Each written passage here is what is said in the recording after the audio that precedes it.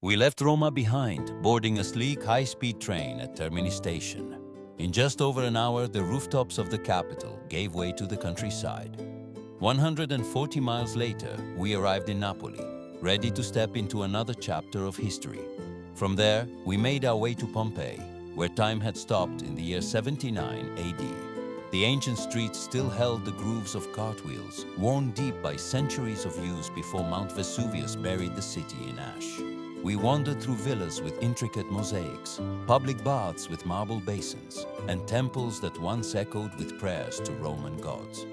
Most haunting of all were the plaster casts of the victims, poor souls frozen in their final moments, their faces and bodies forever captured by the eruption. It was haunting and alive all at once, a place where you could feel daily life suspended in an instant. By afternoon, we reached our accommodations at the Hilton in Sorrento. Along the way, we took in sweeping views of the Bay of Naples and stopped for granita di limone, icy, tart, and the perfect refreshment for the warm day. From our balcony, the view stretched across the water, with Mount Vesuvius rising quietly in the distance. The pool shimmered in the late-day sun, and for a while, we traded ancient history for pure relaxation, swimming, reading, and watching the sky fade into evening colors. We visited a family farm. There, we learned how to make pizza from scratch, stretching the dough, adding fresh toppings, and baking our own creations in a wood-fired oven. We tasted fresh mozzarella.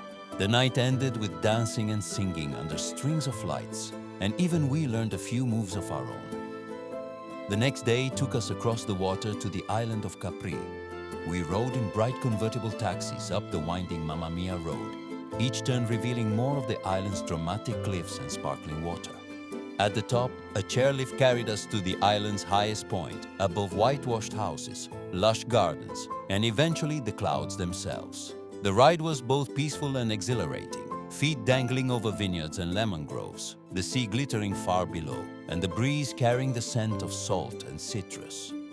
From the summit, the view seemed endless.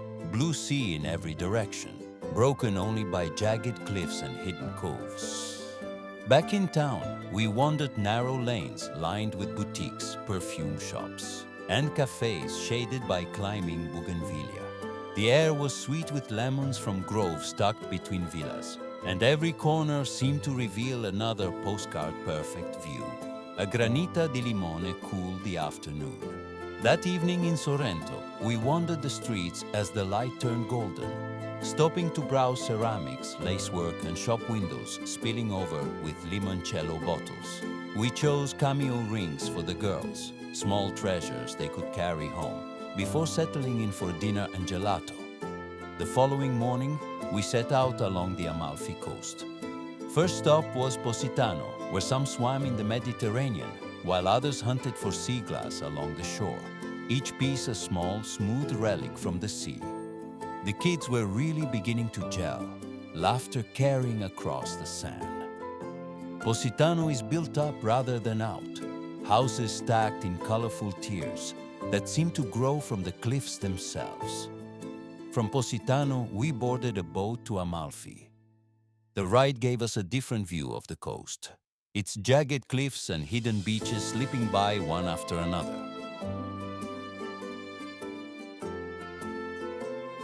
In town, we explored the piazza, surrounded by bright storefronts and baskets of lemons the size of grapefruits.